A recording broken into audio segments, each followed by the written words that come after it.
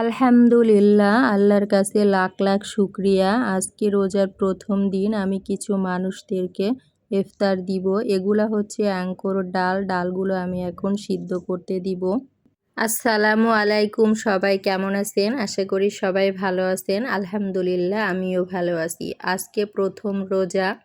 সকালে ঘুম থেকে উঠে আমি ঘরটা প্রথমে ঝাড়ু দিয়ে নিচ্ছি। ঘর ঝাড়ু দেওয়ার পর রাতের কিছু থালা বাসন ছিল, সেগুলো পরিষ্কার করে নিলাম। থালা বাসন পরিষ্কার করার পরে রাত্রে আমি ছোলা ভিজিয়ে রেখেছিলাম। সে ছোলাগুলো ভিজে গেছে।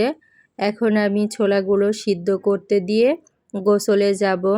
তো গোসল থেকে এসে দেখি ছোলা সিদ্ধ হয়ে গেছে। তারপরে আমি বিকালে রান্না করার জন্য প্রস্তুতি নিয়েছি। সব কাটাকাটি করা হয়ে গেছে। টাকি মাছ, কচুরলতি, মিষ্টি কুমড়া, এখানে আলু সিদ্ধ করে নিয়েছি আর ছোলা, তারপরে পাতাকপি। আজকে এগুলোই আমি রান্না করব।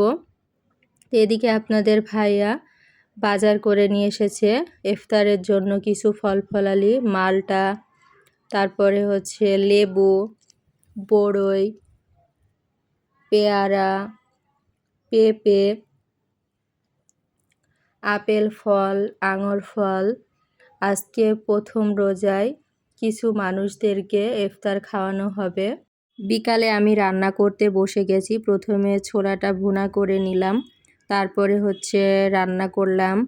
রান্না শেষ করে ইফতারের জন্য প্রস্তুতি নিলাম। আজকে ইফতারে আছে কয়েক রকমের ফল, তারপরে পেঁপে, পেঁয়াজি, চপ, শরবত।